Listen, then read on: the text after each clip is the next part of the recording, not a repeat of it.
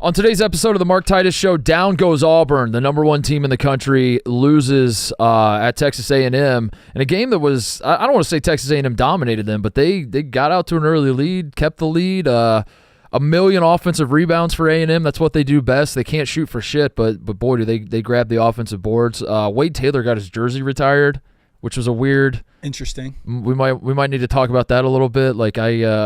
Took me by surprise a little bit, but also I think the A&M fans rushed to his defense and were like, hey, this guy has meant a lot to our program and all that, and it's not as weird as you might think. And I don't know, it caught me off guard, but nonetheless, if you're going to retire a guy's jersey on a senior night and have everybody question, are we sure that he's that good? Are we sure that this team's that good?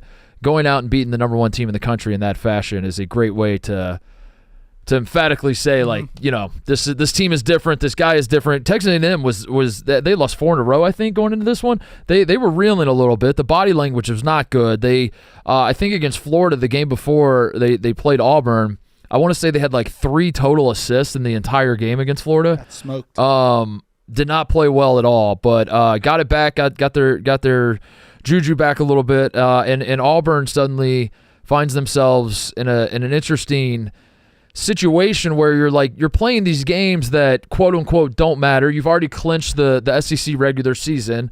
There's nothing. You're like I said earlier in the week, I think Auburn could forfeit every game, lose by 100 every game they play the rest of the season. They'll still be the number one overall seed.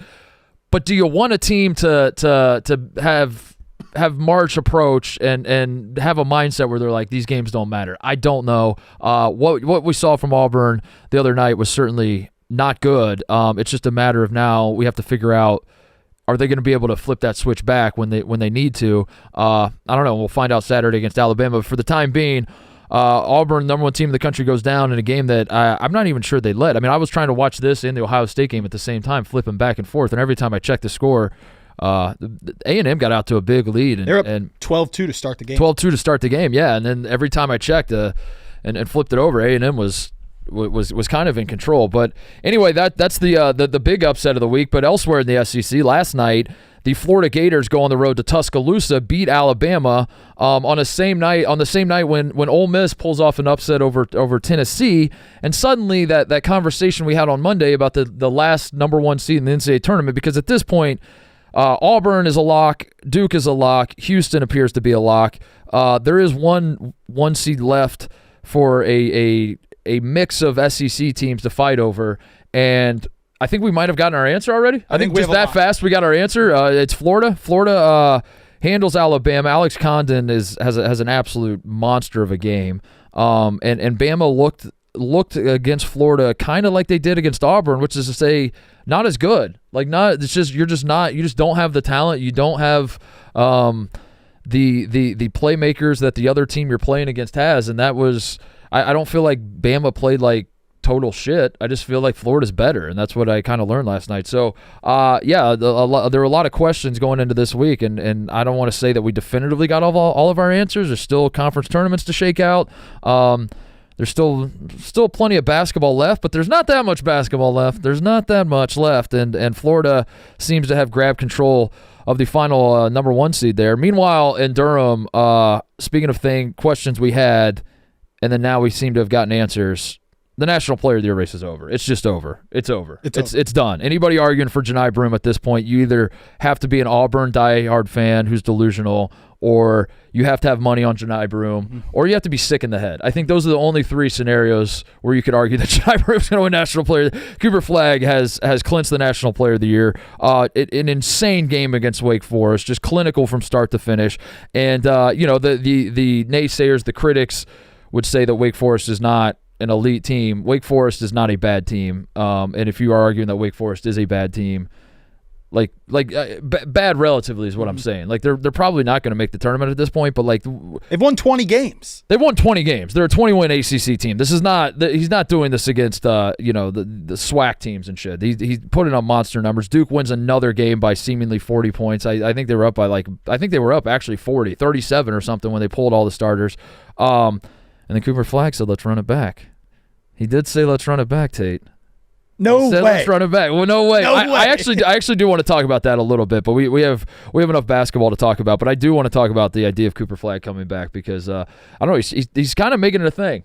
I'm excited to talk about it. He's kind of making it a thing. I don't expect him to come back. We'll talk about it a little bit. Meanwhile, UConn, big win against Marquette last night. Maryland beats Michigan. Michigan is panic time? Are they in free fall? What's going on with Michigan? Is it just water finding its level? But Michigan cannot take care of the basketball and loses again at home in a pivotal game that would have kept them in the Big Ten race. Meanwhile, BYU goes to Ames, goes to Iowa State, commits 27 turnovers, still wins the game. BYU is playing pretty good basketball, but BYU is pretty hot in terms of like win-loss record. But they were throwing the ball all over the gym and still got a top 10 upset win on the road. So crazy week of college basketball. The madness is gearing up. It's been a ton of fun, but we're going to talk about these 1 seeds, and I do want to have a little Cooper Flagg discussion maybe because the wheels are turning, and I have a lot of thought. Say what you want about me, but do not say that I don't have Cooper Flagg thoughts. I always have Cooper Flagg thoughts. I could talk about Cooper Flagg. We did Cooper Flagg discussion on the first show of the season. Yeah, he's the best player in the country. He's like one of the best players I've ever seen in college basketball. He's fucking awesome. All right, let's get into it. All right, we can do some SEC talk. I think that's the most relevant stuff going on right now. The 3 candidates for the last 1 seed were still are. I don't really know. I honest to God don't. Well, you say Florida's got it, but like the SEC tournament. So what happens at SEC tournament? Right now, Florida has at least 2 in the loss column up on both Alabama and Tennessee. Tennessee has two more losses. Alabama has 3. So is there anything Florida can do resume-wise where they get caught? What do you mean? Like you're talking over? I'm talking overall record. SEC standings? No, I'm talking overall record, and then I'm talking wins over the fact that Florida has beaten Alabama and Auburn on the road. Right. So Florida definitely has right it now. Yeah. I'm just saying, like, is it how? I'm trying to figure out. Is it done? Is it over? Is Florida beating Bama on their home floor? Does that make it? Is the conversation and then on the same night Tennessee loses at Ole Miss? Does that mean it's no matter what happens from here? I think the rational part of my brain says not yet, just because you don't know what the SEC tournament has in store. You don't know if Florida I don't even know who their matchup would be at this point. If they lose in their first round and Bama or Tennessee win the SEC tournament, it would have to come down to if Bama or Tennessee wins the entire tournament. Does that jump Florida? Yeah. Because if they both lose somewhere along the way, Florida's resume is substantially better. If Bama beats Auburn at Auburn this weekend and then goes on to win the SEC tournament, okay, so I know that Florida just beat Bama on Bama's home floor, but then at that point you're arguing in circles, and like I think it becomes a conversation again. But right now it's hard to argue that it's much of a conversation, if that makes sense. Like right now, any part of you that wants to say it's not a lock that Florida will be a 1 seed, you're just like you have to just flesh out like insane hypotheticals. And even in that way, Mark, it's okay. Say they win at Auburn and they win the SEC tournament. That they're playing great. Right now they've lost 4 of 6. Yeah, like they're playing bad ball right now. Right. So you'd have to like factor in. Okay, they've completely flipped everything around. They won the SEC tournament.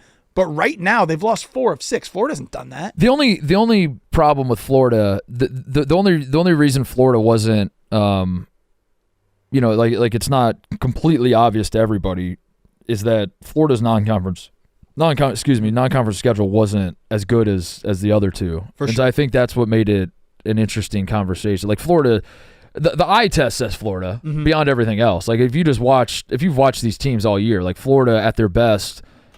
Florida at their worst still looks really fucking good. Showed it, yeah. And I know Tennessee smacked them around. I think the Tennessee results cancel each other out. I know Tennessee held them to 44 points.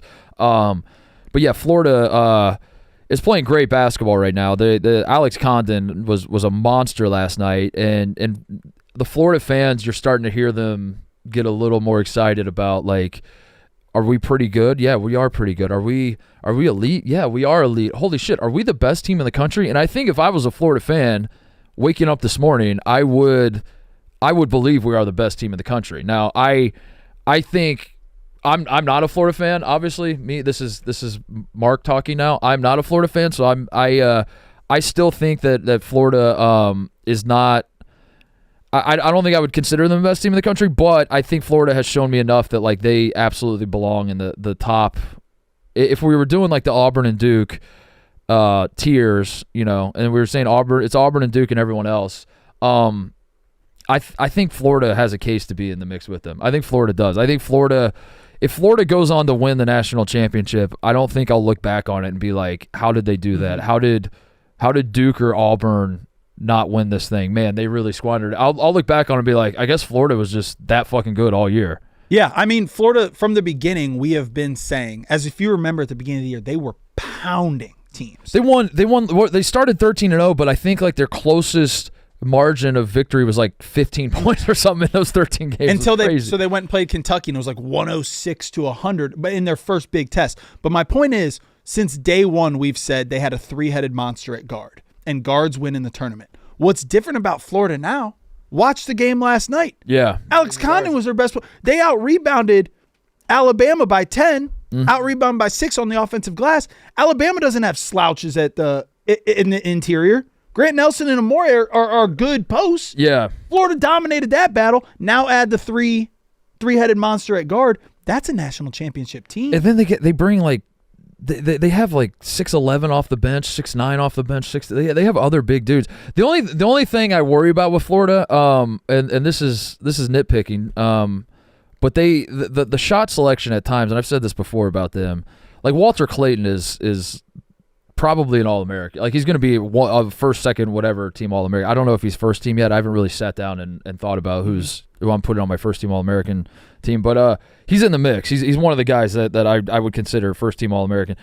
But they, at their worst, Florida, those guards get a little too excited, I guess. Walter Clayton can his lowlights of shot selection gets a little fucking crazy, and he could shoot them out of games. But I think at this point, with Will Richard has been the guy the last few games. Like last night it was Condon, but Will Richard has been scoring like crazy. Elijah Martin is still a two-way monster, just like can play incredible defense, can also score in bunches when he gets going. I think if they start figuring out, and they have figured it out, but if they don't allow any one guy to think it's like my turn or if we don't start getting heat checks like at pivotal times, you know what I'm saying? Like if you don't get like Walter Clayton just like being like, oh, it's the NCAA tournament here, it's the Sweet 16, all eyes on me, I'm gonna go out and score 40 points tonight. That's kind of the only thing I see is like, how can this go horribly wrong for Florida? Because they are deep. They have like you said, they have the guard play, but also a great post guy who's reliable. They play defense. And their battle like there's a lot to love about Florida. And the other thing about it, as we flushed out on the previous show, which I thought we did an excellent job of, they're going to get that fourth number 1 seed. So if you think about it, the top 4 seeds, 2 will be SEC, 2 will not be SEC. The next 4 will have Alabama and Tennessee in it. That means Duke's going to get one of them. Houston's going to get one of them. Auburn and Florida are going to get who? Someone's going to get Michigan State.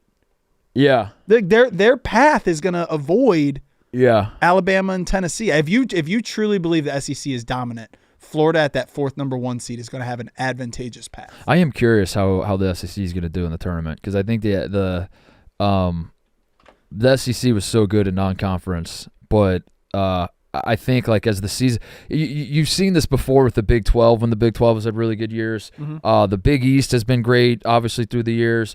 The Big Ten a few years ago had a conference that was like head and shoulders better than everybody. The Big Ten was the worst, like the 2021. That was, looking back, if you want to make excuses, you would say that was the COVID tournament where everything was bizarre, and the Big Ten teams were in Indianapolis they just like lived there for like 2 weeks leading up to the tournament, and things were crazy. Whatever. The point was like that season, everyone was like, oh my God, the Big Ten is going to wreck everybody, and then the Big Ten just lost like seemingly every important game. But what happens, I think, sometimes is the reputation the SEC has is deserved. They earned it in the non-conference. But then you start playing these conference games, and by virtue of having so many highly ranked teams in the SEC, you start playing out like a 20-game conference schedule when the dust settles, no team really gets punished for losing in the SEC. You only get like your reputation bolstered, and then now all of a sudden you get people saying that like the SEC is unbeatable, and all these teams are very, very good. But I'm curious that Iowa State was up by 18 points on Auburn at halftime. Tate, you're right. Iowa State was beating the fuck out of Auburn. They lost the game. I'm just saying there is if this season went on for another 6 months, I believe 6 months from now, there would be people that genuinely believe the 12 best teams in the country are all SEC teams. I think I'm one of them. Because you look at like Ole Miss is a good example. Last night they're like Ole Miss has 2 top 5 wins on the. This is what happens when you're in a league where you're playing top 10 teams every single night. Right, so you just start like, and this happened with the Big 12. I've just seen this story before where it's like the Big 12 did it, where you just like Houston and Kansas are just beating each other, and then Baylor's getting in the mix, and and now all of a sudden you look up and you're like, oh my God, we have 19 quad 1 wins, and oh my God, you have 12 quad 1 wins, and then you start talking yourself into like, is the SEC going to get 4 Final Four teams? Is the SEC going to get 7 Elite 8 teams? It's not going to happen. You're right, but it's not going to happen. If I'm making my argument, I would take you back to just before conference play and ask you how you felt about the SEC. And we're looking at teams like 2 of the worst 3 teams in the SEC record-wise, Oklahoma and South Carolina. Yeah. We talk about this over and over again. Oklahoma started out 13-0 and was beating Michigan and beat Louisville, which are teams that are solidified in the tournament. South Carolina beat Clemson. So if you use the lead up to the tournament play, yeah, they are going to have 7 to 8 teams. Right. But when was that? That was November? I agree. December? I agree. I'm just saying. I think. I can't believe I'm carrying the flag. I hate it. No, I think the SEC is the best conference. There's no doubt about that. I just there's like a runaway train of people that just seem to believe that like. That none of these just by virtue of being in the SEC, you're going to be a team that like is every SEC team is going to go to the Sweet 16 seemingly, and that's just not going to happen. Right. There's some that are going to get upset. But it is going to be a fascinating tournament. Like I'm not saying the SEC's reputation is undeserved. What I'm saying is that you forget that was. Like the teams, all the other teams have gotten better. Maybe the SEC teams have gotten better. Maybe not. Maybe there is something to like you start racking up losses. Like Kentucky, if Kentucky and Duke played today, do you think Kentucky would beat Duke? No, of course not. Right? But they beat Duke and they earned the right to say in the non-conference like that's a feather in the cap. That counts. I'm not saying it doesn't. I just like the season changed. Everything's changed throughout the season. And I'm not even saying the SEC is overrated. What I'm saying is I'm fascinated because the conversations around the conference seem to be that like get us to the NCAA tournament, start feeding us these lesser teams, and we as a conference are just going to rip through everybody. They very well may, Tate. I'm just saying if they don't, I'm not going to be stunned. I'm not going to be stunned because this is not the first time I've seen in college basketball a conference be better than everybody else. You know what I mean? Right? No, totally. So that's what's going to be fascinating to me. I guess my point is the one thing that has changed is that it is very clear to me that there are other top-end teams that are going to make a Final Four. Like Duke is right now, I think, the best team in the country. And then we're talking about Houston. Houston's lost 1 game since November, and it was in overtime to Texas Tech. So this idea that like are all 4 SEC teams will be in the Final Four. No, I don't think that's true. What I do think is true is if they get 12 teams in the tournament, I will be picking those 6 through 12 teams in their first round games if they're matching up with a team from another conference. No, I'm with it. It's going to be hard to not pick SEC teams. I just, I don't know. Like last night, like Ole Miss is an example I would point to. I think Ole Miss is a very good team. I think Ole Miss fans should be happy with how the season's gone. I think, they can win a game or 2 in the tournament. I'm not saying otherwise, but then, if you were saying Ole Miss has 2 top 5 wins this year, and that's proof that they're one of the best teams in the country, I would say, I'm sure if you allowed, like the reason they have the top 5 wins is because they're in the conference with the top 5, with all the top 5 teams, and they get the opportunities. And they're getting 2 opportunities a week. They get 2 opportunities a week. It's so at a certain point, of course they're gonna have that, and then the SEC people will point to that and say that's that proof our conference is so good, and you just start letting that snowball build, and all of a sudden by the time March gets here, it's an avalanche where you're like, oh my God, is the SEC They're doing the opposite of what Carl Ravitch and Archie Miller were doing, which is like the SEC is mediocre because it's 500.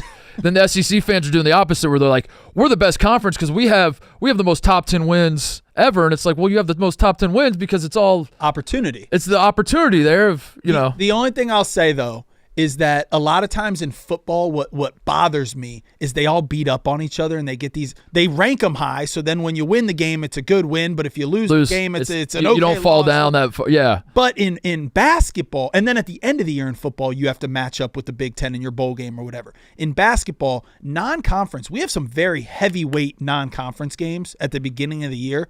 And the SEC did pass that test. Yeah. So this won't be the first time that we see the SEC play non-conference games like that. In basketball, you have those first 15 games. So, yeah, I guess what I'm saying is, like, I think Alabama is closer, in my mind, Alabama is closer to a Maryland than they are a Duke right now. It's an interesting argument. Is the way I would put it. That I think Alabama is, you could point to Alabama as being, the Alabama's what, the fourth best team in the SEC probably? Third or fourth, yep. But yeah, they're probably third. Yeah, Tennessee. They're probably the fourth best team, maybe the third in the SEC. And you're like, our fourth best team is a team that could theoretically compete for a national championship, and I don't think that's wrong. But I think, I think if I was like grouping the teams together, I think Alabama is closer to being Maryland than they are to being and the that's best like team in the the fourth country. best team in the Big Ten. And I think, yeah, and that's not a slight on. I don't mean to use Maryland as like Maryland's bad. I think Maryland's very good, but my point is like, yeah, I think Alabama's probably a little bit better than Maryland, but the gap isn't. I don't know. SEC people are going to listen to this and misconstrue what I'm saying and be like, you think the SEC sucks? I don't. I just think that the gap between the SEC, like just because you are an SEC team does not mean you're just going to dominate everybody when the tournament comes around. But I've been wrong before, believe it or not. I have been wrong before. And maybe the tournament will roll around and every SEC, it'll be 7 out of the Elite 8 will be SEC. I don't know, but it has been a fun year. If nothing else, it's been an incredible year. It's been great for the reputation of the conference, obviously. And you see Billis and Schulman are getting sent to the SEC tournament. First time in however That's crazy. I support that's a huge, yeah, absolutely. But that's a huge W for the SEC. So it's been an awesome year. And I think Florida's got it. Florida's got the beyond the resume or the wins against the I know Tennessee beat them, but they beat Tennessee, they beat Alabama. Beyond that, I think if you just watch these three teams play, you have to come away thinking Florida's the better of the three, right? Yeah. By the way, Tennessee lost at Ole Miss last night. I don't know if you caught the end of the game. Jemai Meshack, they were down 2, right? Yeah, they're down 2. Jemai Meshack dribbles the ball up the floor, gets past half court. There's like 4 seconds left. He's open. Mm-hmm. Jump stops, turns to the ref, calls timeout. Oh. Calls timeout. They probably practiced it. And then Barnes drew up a great play, and Milicic had an open layup basically, and fucked it up. And that's kind of how they lost. He bobbled the ball as he was going up, and then missed the shot, and Tennessee lost by 2 at the buzzer. But it was hilarious because it was the guy. It was Meshack dribbling the ball. It was the exact same. And he situation made it last time. What I think is hilarious, I'll counter that timeout with: did you see when Florida went up 5 with a second to go last night? Nate Oates said, "Timeout. I'm gonna drop the 5-point play with 1 second left on the clock. I'm gonna drop the 5-point." I saw him mouth. He goes, "You can't take him with you." No, he didn't say that. Might as well prolong this game. I don't know about Bama, man. We gotta like seriously question how good Bama is. I guess I don't know. It's been such a roller coaster, but yeah, they've lost 4 of 6 now. And they go to Auburn, and they haven't just lost 4 of 6. They've lost to the top team. It's like this is the time of year where you want to see what you got, obviously, against the best that the country has to offer. And every time Bama seemingly is playing in one of these marquee games, they're losing. They're not playing. Like they played well at Tennessee. I think the Tennessee game, if you're making excuses or finding the moral victory, you're like they should have won. They obviously proved that they belong on the court or that they're of that caliber. But they didn't. They lost the game, and now they've lost 4 of 6. And Florida just kind of had their way with them last night. I know it was a 5-point game, but Florida looked like the better team for 40 minutes to me. Auburn did the same thing to them, where it was just like I had a similar takeaway last night, like I had against Auburn, where you're on your home floor. It's not a must win, but it is sort of a let's right the ship type situation. Now the Auburn game was at the time when they played Auburn, that was for first place in the SEC. That was the game. It was 1 versus 2 in the country. The winner's going to probably be the favorite to win the league. This is obviously a massive game.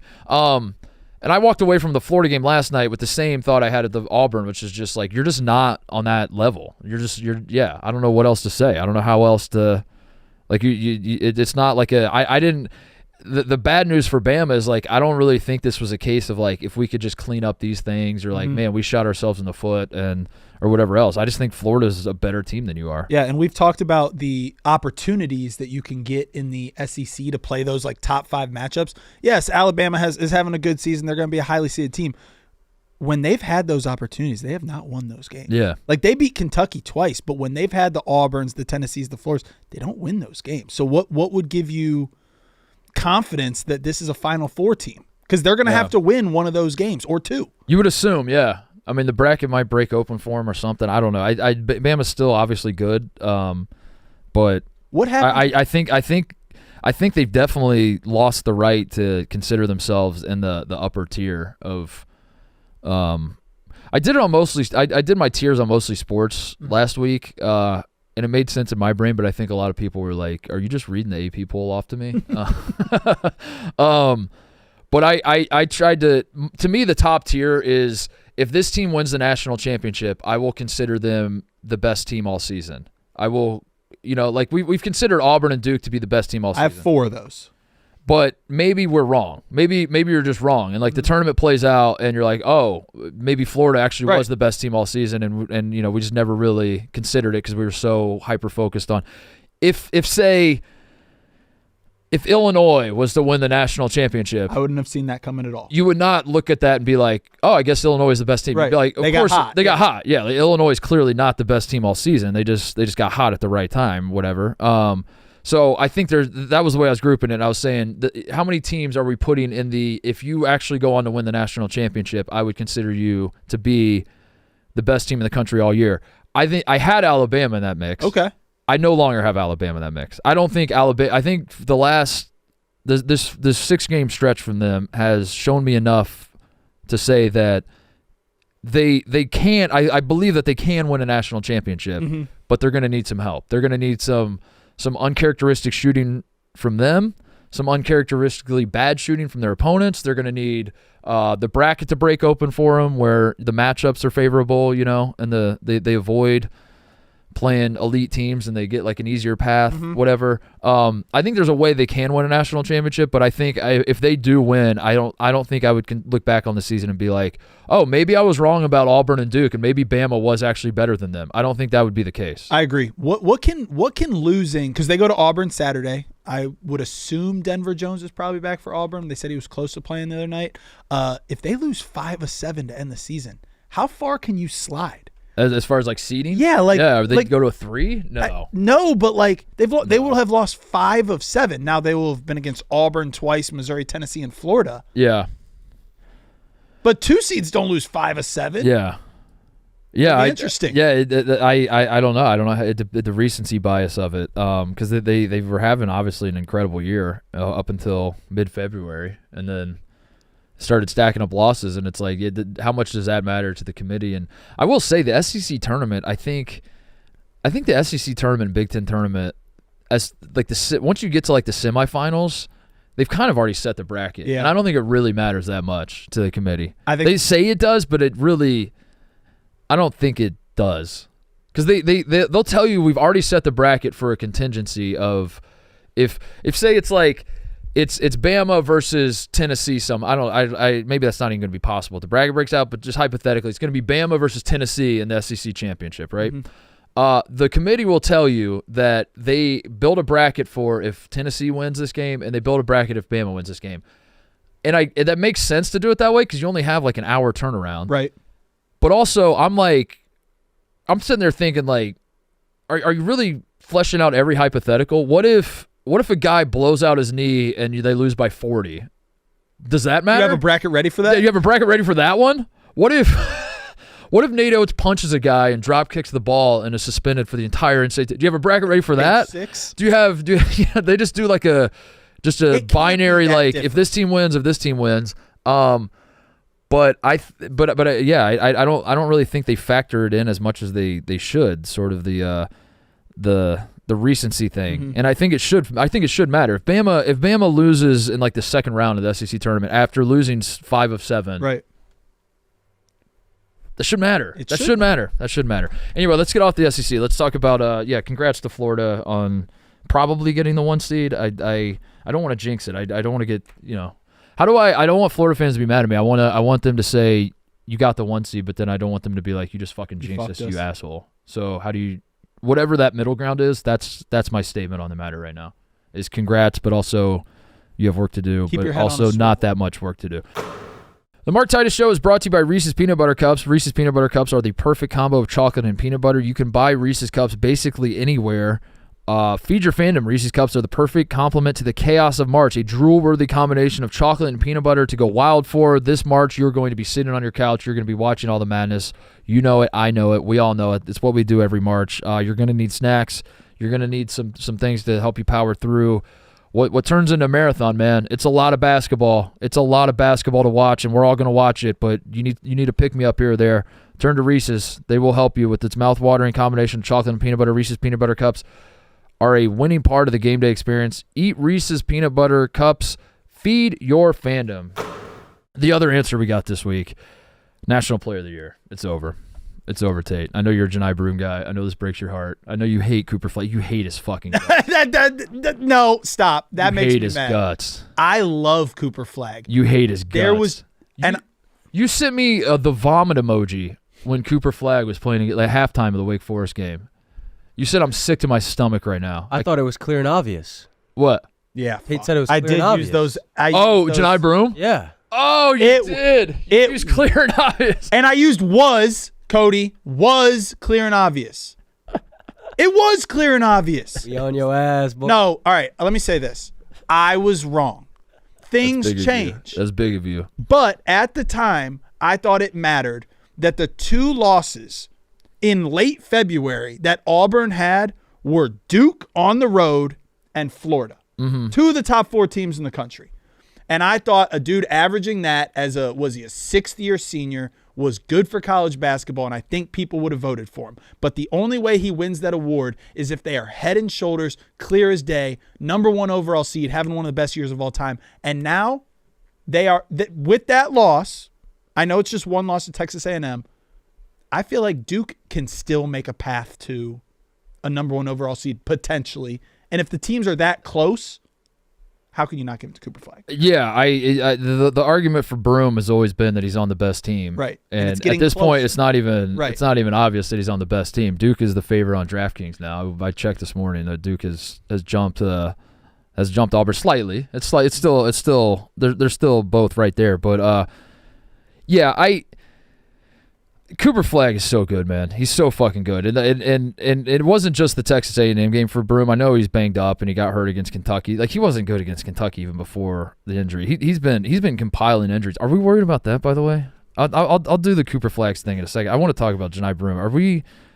I think he might be. He exits the game. Both of his shoulders are fucked. He rolled his ankle against South Carolina earlier this year, which I assume he's fine there. But like he's been accumulating injuries this season. That's what nagging injuries. And like I said, Denver Jones sits out against A&M. Yeah. And they never lead against A&M. Yeah. It's just like one thing can ruin this all-time great team I was talking about. And if he has to leave for 10 minutes because his shoulder. I'm still worried about Chad Baker-Mazar, and I'm going to tell you why. He has enough of a history, Tate, that he's an incredible player. He's I think on talent alone, and I can just say these things because I don't actually put out a draft big board. So you don't have to actually. I could have 80 people in my first round. Yeah. I think Chad Baker-Mazar would be a first-round pick on talent alone. Now, I know he's old, and I know that those sort of things factor in. But if you just like watch the talent he has and his physical profile and all of that, he feels like a guy who would be a first-round pick. I love the guy. I think he's very important to Auburn in terms of his talent. It's hard to it's hard to unsee the just like boneheaded plays and the boneheaded moments he's had throughout his career that until he's done at Auburn, I will always think he's capable of. I don't want to say he's like a violent, like he's got some nut shots here. He's not like it's almost like a funny way he goes about it. It's not like I'm not worried that he's going to like just punch a guy in the face and like start a brawl, but I am worried that there's going to be an ill-timed moment like we saw he did against Bama, right? Like the one against Bama where he taunts them after he hits a shot, taunts them again, and then he's like, "What did I do?" That's yeah, he does enough of that I don't think that's going to be the reason Auburn loses a game, but you could argue that might have been the reason they lost to Yale last year. He went out of the game like immediately. That's what I'm saying is I would say my problem with him is I don't have a trust. Like you talked about earlier, like is Florida going to take bad shots because it's the Sweet 16? I would like to trust them that they understand that winning that game is more important than shining your personal self. I don't trust that Chad Baker-Mazara in a 62-61 game, he takes the lead, but his defender falls down. He doesn't step over. Yeah. Like he has no sense of like, hey, this is not the time to beat Chad. But all right, that's the Auburn part. I want to talk about Cooper Flagg now. He's having an insane season. It is somehow not flying under the radar at all, and I don't know why I keep saying it's flying under the radar. I think it is because Duke is in a weekend ACC. But I don't know if I saw some stat the other day though that like Duke has like 3 or 4 of the top 10 most watched games this season. But maybe it's just I'm talking to the wrong people, but it feels like the conversations around college basketball, I feel like Cooper Flagg should be just as big as a phenomenon as Zion was. And I don't think it's particularly close in terms of a national phenomenon. Mm-hmm. I think the people that follow basketball know how good he is, and I think he has lived up to the hype. I think I think he's checking all the boxes in terms of having the respect of basketball fans and stuff.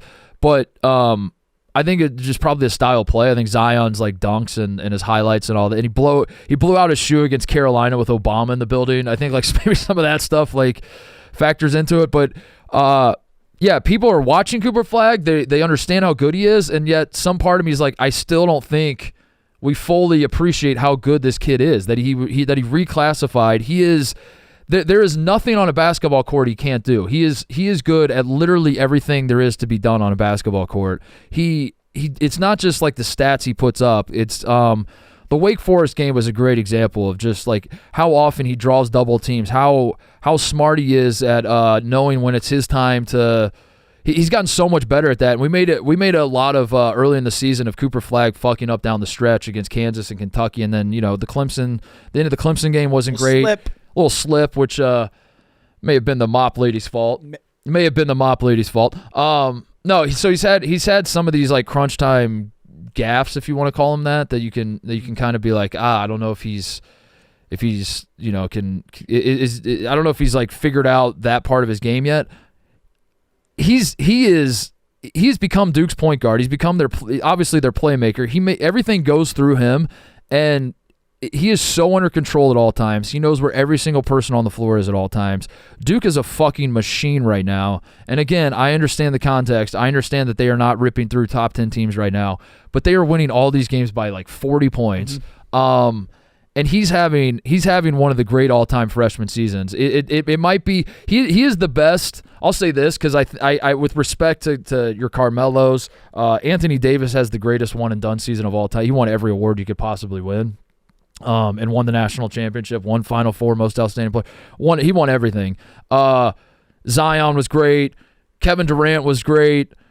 Michael Beasley was great. I think Cooper Flagg is the most complete freshman I have ever seen in my life. Mm-hmm. And I'm not as young as I would like to be. I haven't seen every freshman that's ever played in college basketball history, but in terms of he's the number one guy I've ever seen who fits the criteria of what I said earlier, where everything there is to do on the floor, he can do everything. Literally everything. I think it's because you understand the game and respect basketball so much is why you're so enamored with him.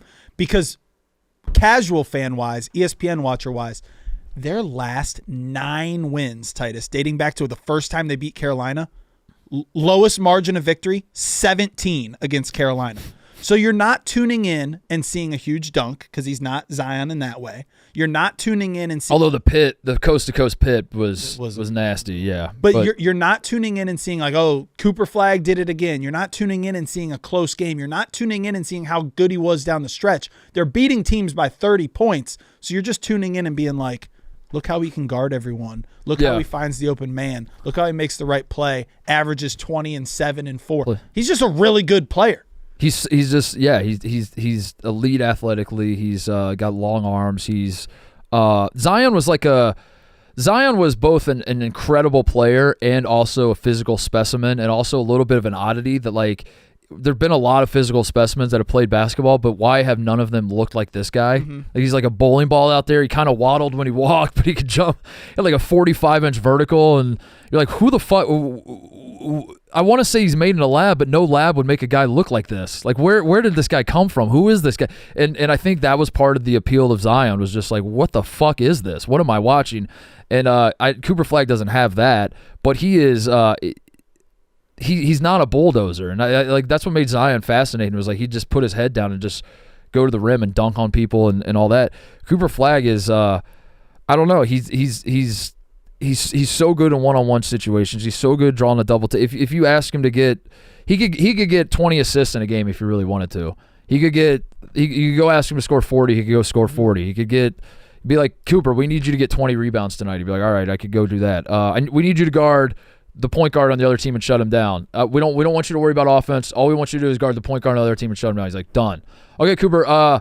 So they have a 6'10" guy, a post guy that's really good. We need you to guard him and shut him down. He could probably do that as well. We haven't really seen him, guard guys with back to the. He doesn't really need to with this Duke team, but he's having an incredible season. And like I said, like maybe it's just because I'm the top Cooper Flagg Glazer out there. Oh yeah. I feel like he's both getting the respect and everybody knows how good he is. It's over. He's going to win National Player of the Year. If you're arguing for Janai Broom at this point, like I said, you're pissing up a rope. Is that what they say? Is that the turn of phrase? I don't know. Did Brandon use that recently? Pissing up a rope? I don't know. I don't even know what it means. He says some shit and it just sticks in my brain. It's just not. Cooper Flagg's going to win the award, but Janai Broom's had a great year. He's going to be a first-team All-American. If Auburn wants to hang his jersey in the rafters, it's deserving, especially if they go on to have a special run here in the tournament. But yeah, for a Player of the Year race that felt like it was neck and neck all year, and it was. Janai Broom was playing great, and there's a case to be made for him. I don't know how you can watch both of those players, and I'm not even just overreacting to one Texas A&M game or even just one stretch where Broom didn't have a great game against Kentucky, even though they won. Obviously didn't play great against Texas A&M, is banged up, whatever. I'm not even just overreacting to that. If you've watched him over the course of the season, Cooper Flagg is just he's a better basketball player. Mm-hmm. He's better at literally everything. What did I say to you yesterday, Cody? I was like, Cooper Flagg is maybe I was talking to one of the Blutmans or something. I said something to somebody around here. I was like, I think Cooper's better than Janai Broom at literally everything on a basketball court. And then they responded, Janai's probably better at left-handed baby hooks. And then, which is probably Janai's probably better at posting up and hitting a little left-handed baby hook. And I said, honest to God, could be. I don't know that to be true. Be. I don't even know that to be true. I don't even know. I got to see more out of Cooper Flagg's left-handed baby hook game before I make that declaration. So, he's going to be the number one pick in the draft for a reason. We're witnessing an all-time freshman season from this kid, and the fact that he reclassified and didn't turn 18 until the end of December is fucking crazy. Now, I want to pivot from that to the other Cooper Flagg conversation. So he's walking off the floor against Wake Forest. This is probably his last game, almost certainly his last game in front of the Cameron Crazies. They start they take him out with 3 minutes left, whatever. They start chanting one more year.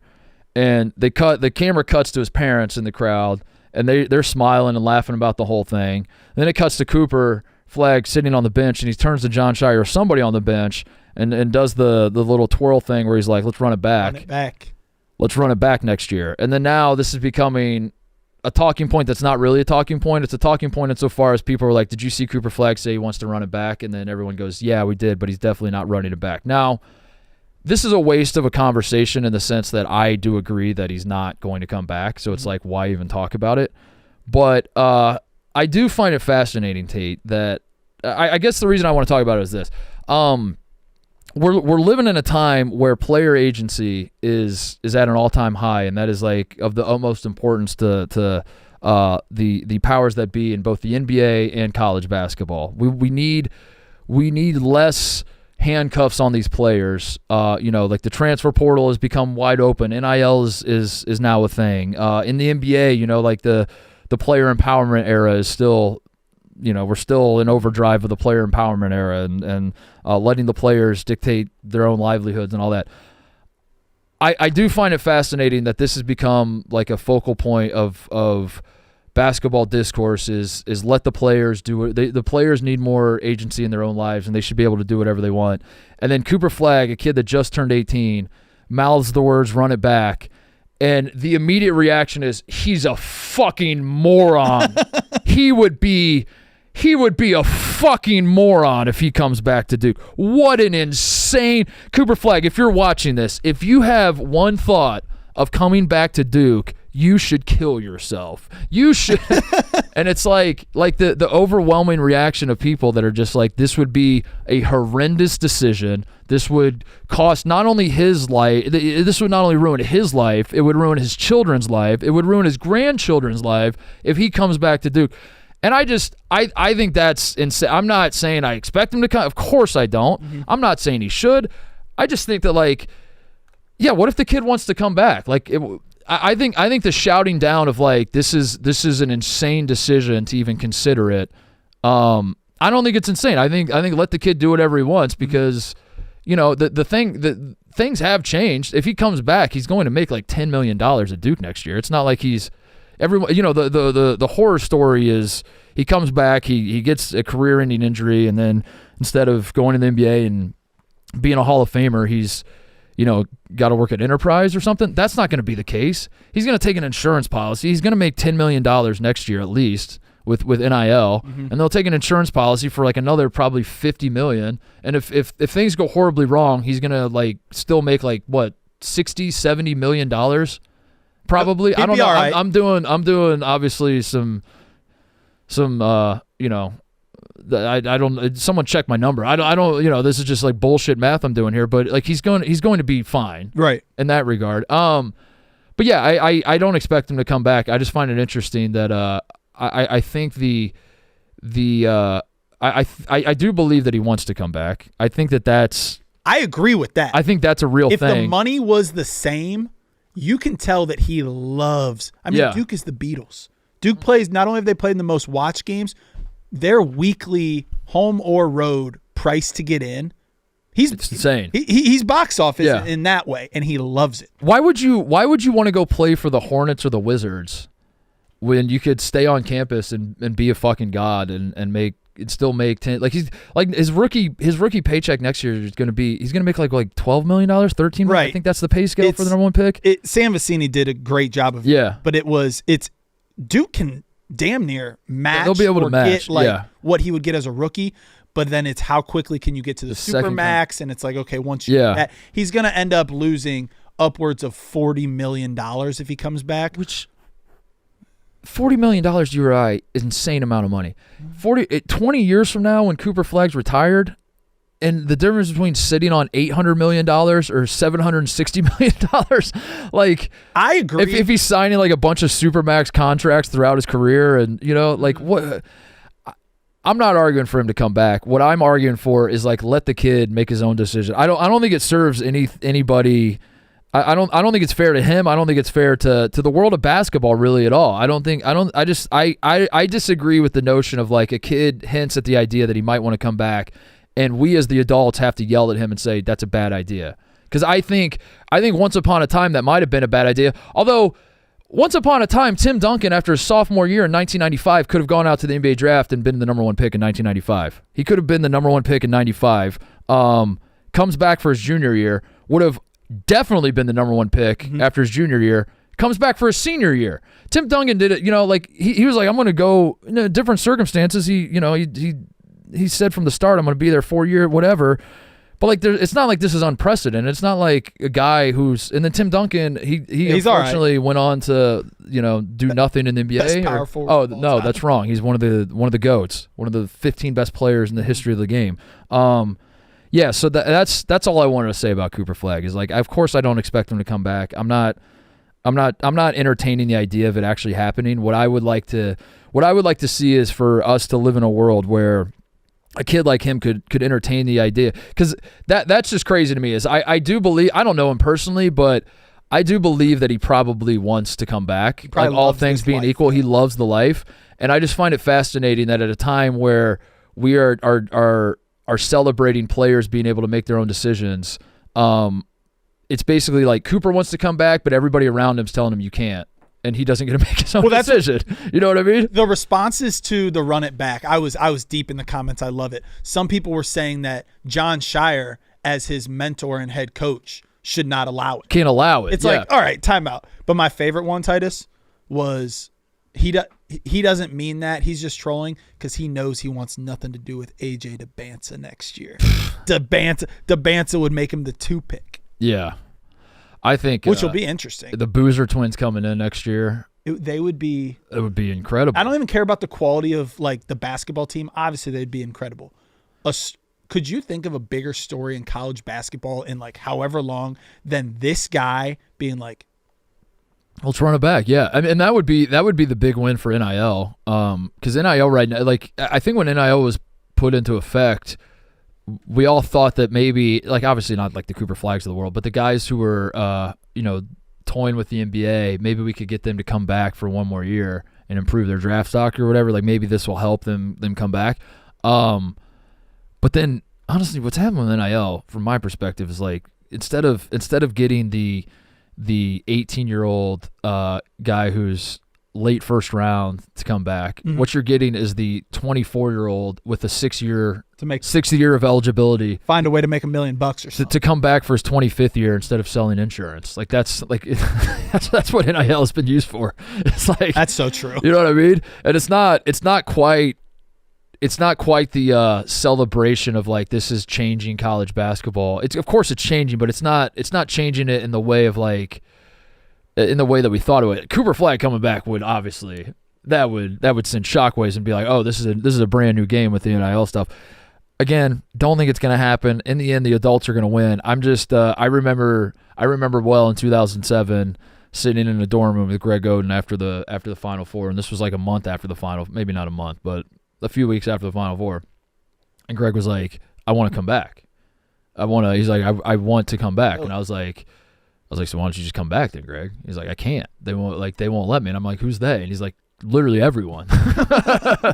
He's like, they're all yelling at me like, you have to go to the NBA. And they were right. It was the smart thing for him to do, but things have changed. And if the kid wants to come back, if Cooper Flagg, I know there's a 0.0001% chance that he will say, I'm coming back to Duke next year. But if that in fact happens, I don't think it's fair for the general public to be like, what a fucking bozo, what an idiot. Because that's another reason why he can't, though. It sucks because for him to come back, he would have to play a flawless, injury-free, like can't sprain his ankle type season, or else the headlines on everything will be what he has to win a national title, be player of the year, has to be the 1 pick. Maybe the kid just wants to be 18 years old. He's supposed to be a senior in high school right now. Right. And here's the thing, Titus, he already has skipped like a huge moment in a kid's life of like senior year, prom, all that stuff, because he had to, because he has to get closer to the money. I'd be cool if he said, you know what, I like this life. Yeah. Well, how much of it too, the reclassifying that goes into it, but with not only the age thing, but just like your peers of like, you were growing up playing against all these guys. Like I know he was never on the team with the Boozers as far as I understand, but like that was your peer group. It's you know all these guys really well. You're playing against them on the AAU circuits and playing with them and certain showcases and all that sort of shit. And then you get plucked from that and thrown up to the next group. And then now your friends are about to come join you, and you're about to get, it's like a familiar landscape of guys that I don't know. It's a fascinating thing, man. But I guess that's my ultimate point is I want to live in a world where these guys can entertain it and you let them make their own decisions and let them, I hate that the basketball, I think it'd be good for the sport of basketball if we get away from like treating basketball, like let basketball players be basketball players instead of like a lifestyle simulator or like a, well, that's the whole reason. Like talking talking about like his career earnings if he does. It's like maybe he just wants to play basketball, man. Maybe a basketball player just wants Supermax in 6 years. Maybe when the second apron hits, and of course the Chinese streams go into effect of the new TV deal that Adam Silver will sign. It's like why should a fucking 18-year-old give a shit about any of that? You're joking, but you can picture it right now. He clearly has to have someone like guiding him. He's not doing this by himself. Someone is sitting him down and saying, "I know you probably want to stay, but the NBA CBA is up in this year. Yeah. And the TV's and what that means is this and this it's going to end up. So do you want to stay or do you want another $60 million? It's your choice. Yeah. And he has to make that decision at 18 years old. Yeah. And he's probably just like, I just want to hoop, man. Yeah. I just love basketball. What if he just can't stop doing this? He's addicted to twirling his finger. Quick break to talk about our friends at JackPocket. America's #1 lottery app is JackPocket. JackPocket lets you order lottery tickets like Powerball and Mega Million right on your smartphone. Got an itch to scratch? Because now you can also order scratch-off tickets using JackPocket app. Scratch that itch in select states like Ohio, Massachusetts, Arizona, Colorado, and Oregon. JackPocket, the one-stop shop for all your lottery needs. Download JackPocket. New customers get your first Powerball or Mega Millions ticket free with code Titus. That's code Titus, Titus. JackPocket app. Go download it now. What else? Maryland beats Michigan in Ann Arbor. Michigan is in a little bit of free fall. I said this about Michigan when they lost earlier in the week. Who did they lose to earlier? They lost to Michigan State, and then they lost to Illinois. That's the team I was thinking of. It's all running together. They've now lost 3 of 5. Have Michigan, and all 3 of them have been on their home floor. And there might be a sense amongst the Michigan fans that they're in a bit of a free fall, and maybe outsiders like this team is frauds. I'm going to say what I said after the Illinois game. I just think this is water finding its level. I think Michigan was out over their skis a little bit with in terms of they were winning these games, but it wasn't indicative of how good they were for those long stretches. And now they're losing games that they probably should have lost earlier in the season. Mm-hmm. And this is more of who they are. Michigan is not that good of a basketball team to me. They have 2 very good players, and they have guys who can fit around them in certain contexts and be okay. But it is Danny Wolf and Vlad Golden. That's their entire team. And I still think both of those guys are very good. And I think there's a world where Michigan could be a matchup problem for teams. I mean, I'm very high on the idea, and I'm sure most of America is as well, of picking the 12. Michigan's probably going to be a 5 in the NCAA tournament. Picking the 12 to beat that feels like a prime 12-5 upset is whoever Michigan plays.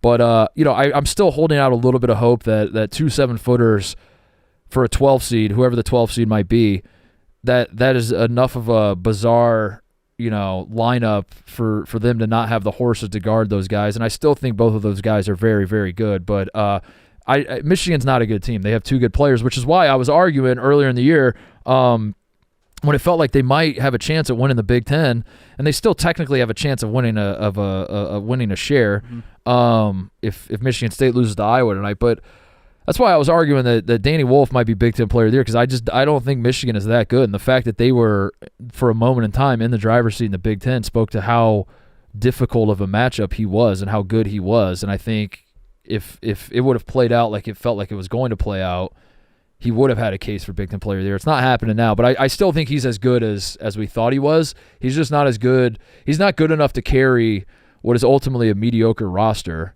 But yeah, Golden and Wolf is a great combo. I still like those guys, but the team's just not good. They turn the ball over like crazy. They turn the ball over so much. Yeah. Danny Wolf, I mean, he's had 5 turnovers in the last 2 games. He's had, I think, 8 times this year where he's had 5+ turnovers.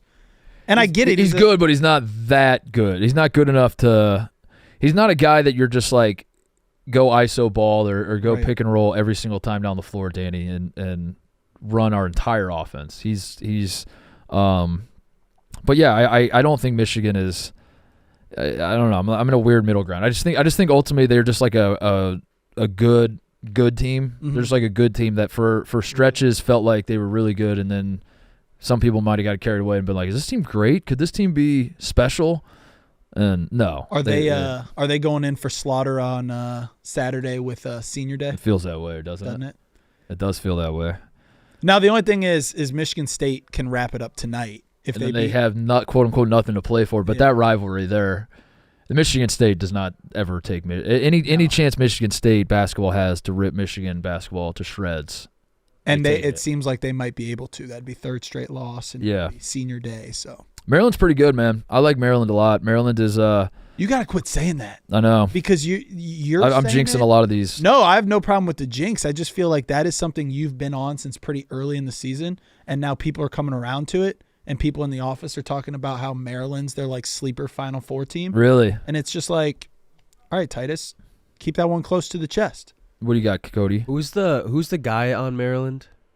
Derek Queen. Are you thinking of Derek Queen? No, that's the ice cream place, right? What's his name? He didn't need to do that. It's Derek Queen. Cody didn't need to do that. Queen. There's you no did need give for that. him the opportunity to like speak once a show with like a funny thing. Yeah. And sometimes he hits. I will say, sometimes he hits. And I regret it. You know sold me hard there, but all right. And I regret it immensely. Maryland starters are awesome. The bench, Geronimo's great energy. He was great energy off the bench last night, but their bench scored 4 points last night. their bench scores 4 And they're points. happy about it. They were like, Geronimo played well. I guess that has to give you pause a little bit with like getting excited about Maryland. Is at some point someone's gonna get in foul trouble. Someone off the bench is gonna have to do something. At some point you're gonna need something from your bench. But yeah, the starting five is obviously really, really good. I don't think the starting five is good enough to get away with no bench. Something happens, right? Like I'm sitting here talking about Auburn, like I'm nervous, like, hey, Denver Jones goes out, they don't look like the same team. Janai Broome goes out, they don't look like the same team. Maryland is banking on their starting five being able to play 38, 39, 39, 40. Yeah. A night. That's crazy. That's crazy. But yeah, I like the team they put out there, but I don't think their starting five is good. Like in terms of Final Four, national championship type stuff, that I don't think they're good enough to get away with not having a bench. Mm-hmm. But they are very, very good. They are very good. That's for sure. UConn beat Marquette last night. Cam Jones is having a good year. But I thought I would be. I'll be honest. I thought I'd be slobbing Cam Jones a lot more You were throughout early. the season. You I was were early. That's what I thought last night as I was watching. He had 21 and he did shoot 20 times, and he's not as efficient as you'd like him to be. But I thought Marquette would be. Was there a point where we were like Marquette is? They were obviously the best team in the Big East, right? For a moment, because St. John's was like the wild card in the non-conference, if I remember right. Like by the time mid-December had hit, I was like, yeah, St. John's could be pretty good, but I think it's Marquette.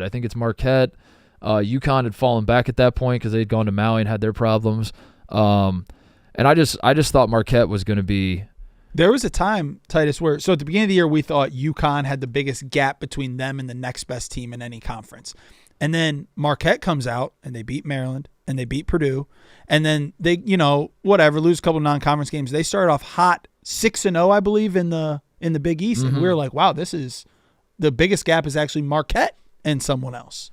Yeah, Marquette has St. John's to end the season on Saturday. They lose that. They're sitting at 13-7 in conference play. Xavier is like red hot right now, by the way. Xavier is red hot. Then they play Providence, and they have 7 losses, so they could be 13-7. I don't know how the tiebreakers are going to shake out, but the fact that like Marquette, I guess if Xavier has the tiebreaker over Marquette, and I don't know that they do, they could be the 5 seed.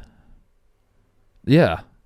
Marquette could be the 5 seed in the Big East tournament. That's crazy, dude. Given where they were at, split with Marquette. Like they were a top 5 team, weren't they? And I thought Cam Jones was. I mean, he's still going to be an All-American. He's still really, really good. I just thought Cam Jones. I really thought for a moment there it was just going to be like every other show I'm talking about either Cam Jones or Cooper Flagg. I thought I was just going to love both those guys. Just went on. And then Marquette just kind of fell off a little bit, and Cam Jones is still putting up numbers, and he's still good. And respect to him. But yeah, as I was watching last night, that dawned on me. I was like, man, I've missed Cam Jones in my life. They're not as relevant as I was hoping they'd be. Is UConn back now? Is that what we're going with? I'll tell you this, Titus. There's been some discussion that the eight line in the tournament. There's some heavy hitters there. Like right now, people are saying UConn, Gonzaga, Illinois. Were you one? I think you might have been one that started this talk. Is it It might be better to be in that like 2 spot. Yeah. Yeah. It could be like that 7-10 yeah. matchup. 7s and 10s are all. You'd rather play a 10 than a yeah. I don't know the 8 seeds. If the 8 seeds are UConn and Gonzaga and Illinois, and all these other could be a Kansas. Yeah, Kansas fall to an 8. If it is all these teams that you're like, oh shit, that's a nightmare scenario. I think the 9 seeds are just gonna beat them. I think that's how this always works. Yeah, that's how this always works, man. Every time you get excited about like, oh no, the 1 might be in trouble. Look at that 8 seed waiting for them. Then they just lose to the 9. But no, that would be interesting. Is Connecticut back? That would be absolutely interesting. That's 3 in a row. Losing at Madison Square Garden. I think winning 3 in a row and pretending like that means you're that's proof that you're not bad. Like that was their whole goal this season. You're trying 3 in a row. You're trying so hard to be back. Like you don't have to force it. You'll know if they're back. You know what I mean? You don't have to get like overexcited about beating the 20th ranked team in the country. You're the 2-time defending national champions. Like have a little self-respect. Don't be like, oh my God, we beat the 20th team in the country. Yeah. Now we're back. Georgetown, Providence, Marquette. Just keep trying to win some basketball games and get some momentum going a little bit, and we'll see. Are you cheering for him? Like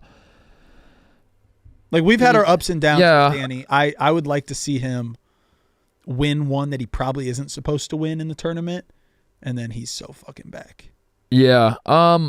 I was cheering for them the last couple years because they were so fun to watch and they were good, and you know if you're just a fan of basketball, you appreciated how well they played together, and you know the offense is beautiful, the defense was locked down. You know it was just they're just like a great basketball, especially last year. It was just like this is a fucking juggernaut, and you just appreciate the greatness a little bit.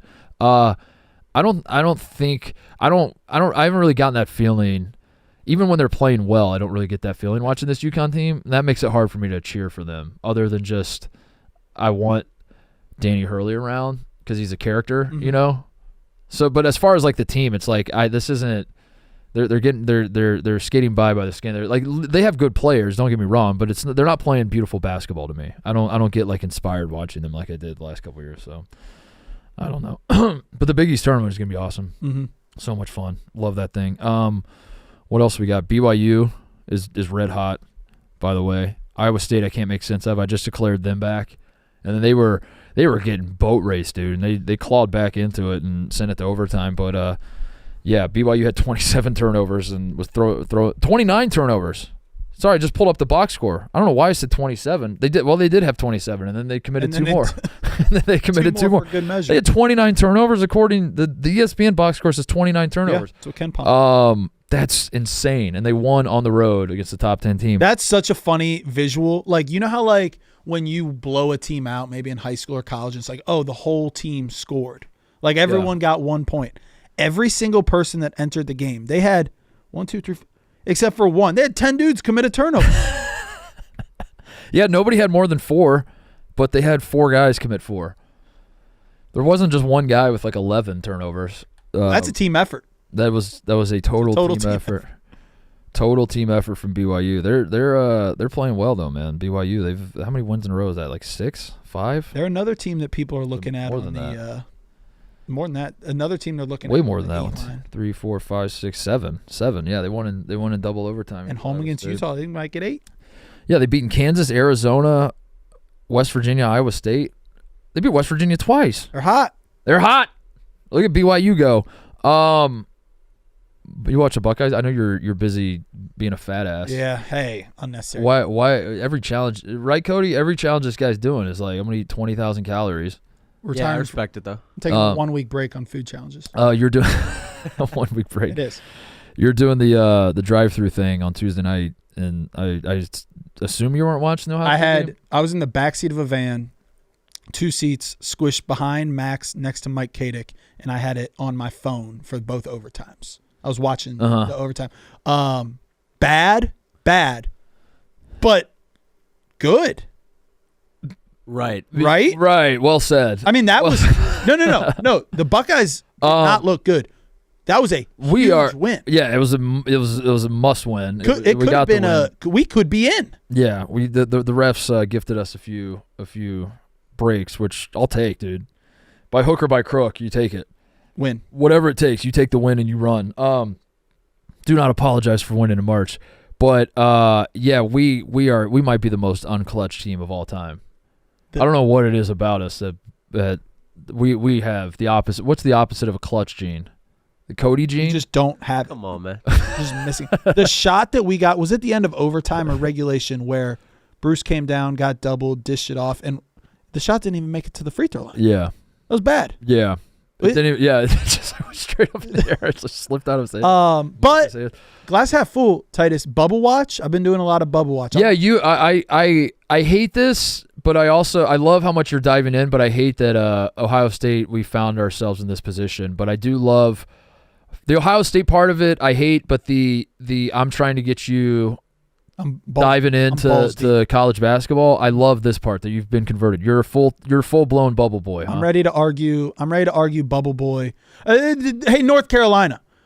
How could a 20-win North Carolina miss the tournament? Let's talk quad 1 wins. Mm-hmm. You 1-10 bums.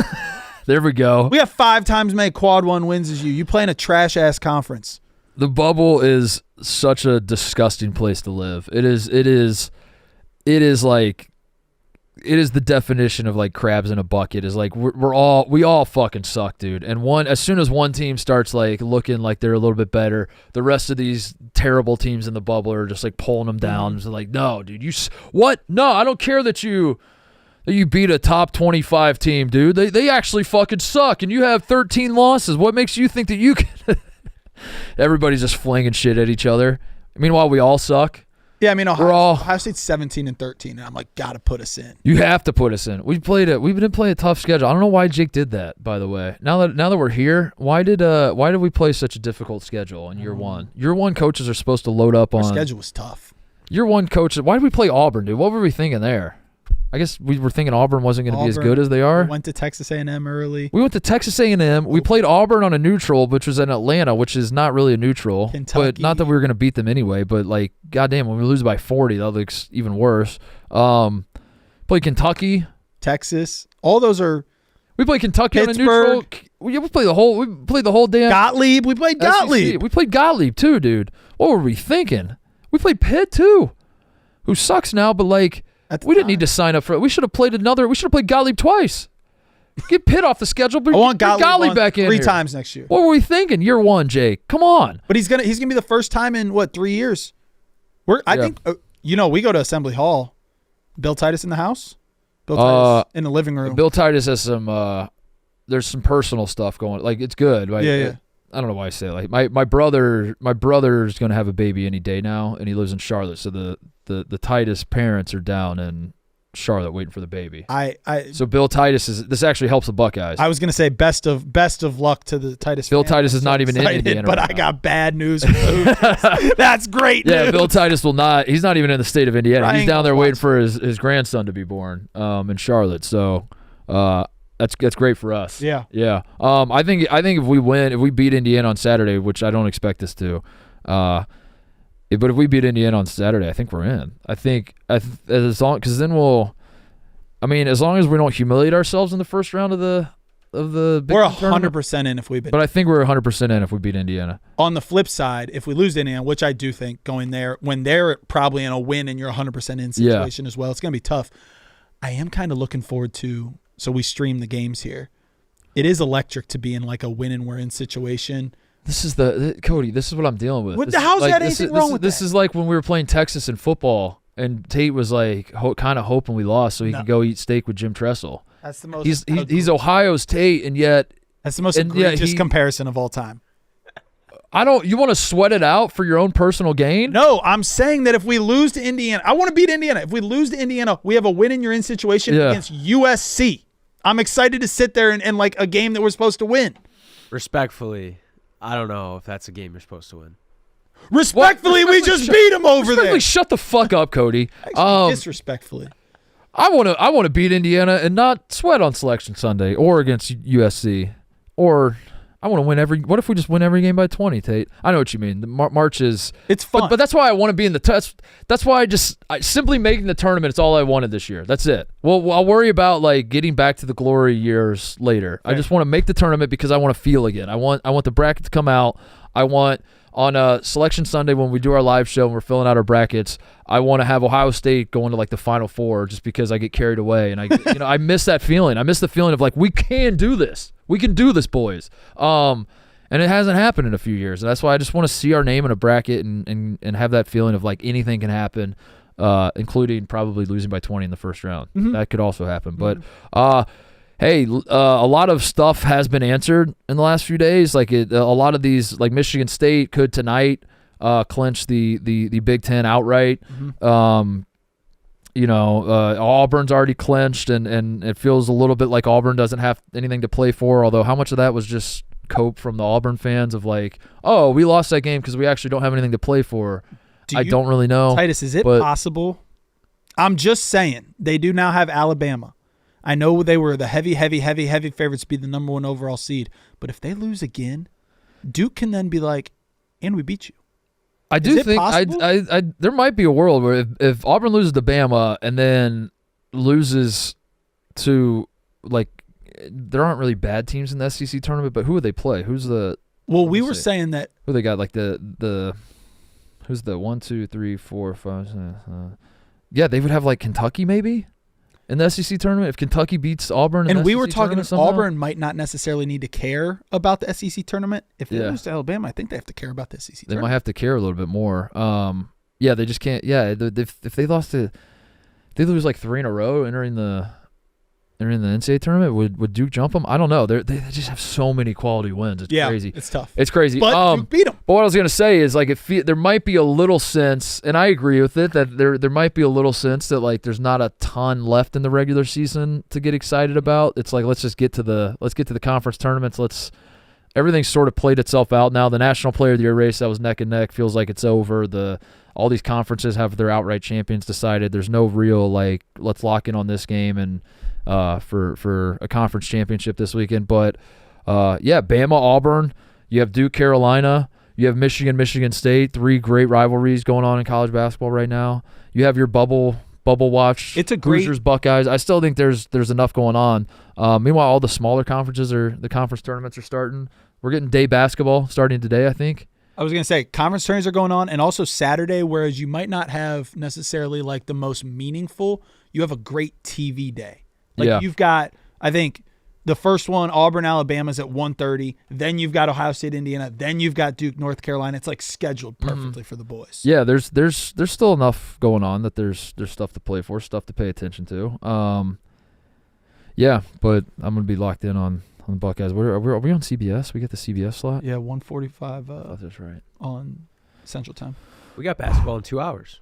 We got basketball in 2 hours. What are we doing here? Yep. Let's end the show. Go get ready for some basketball. All right, that's the show. Thanks for listening. Thanks for watching. We'll be back. We'll be back again next week. We'll be back on Monday morning, per usual, to break down the weekend, the final regular season games of the season.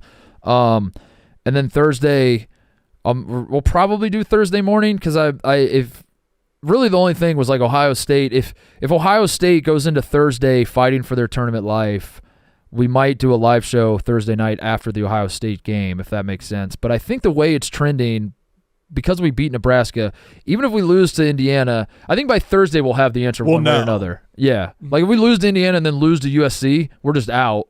If we lose to Indiana, beat USC, I think we're in. So USC would be Wednesday? Yeah. So potentially we could be fighting for our tournament lives Wednesday. I think that would be when we're fighting. We could be fighting for Wednesday. Should we do a show Wednesday? I don't know. I don't know. We'll be back. We'll figure it out. We got time to figure it out. But anyway, we'll be back on Monday on normal schedule. So in the meantime, everybody have a great week, and we'll see you then.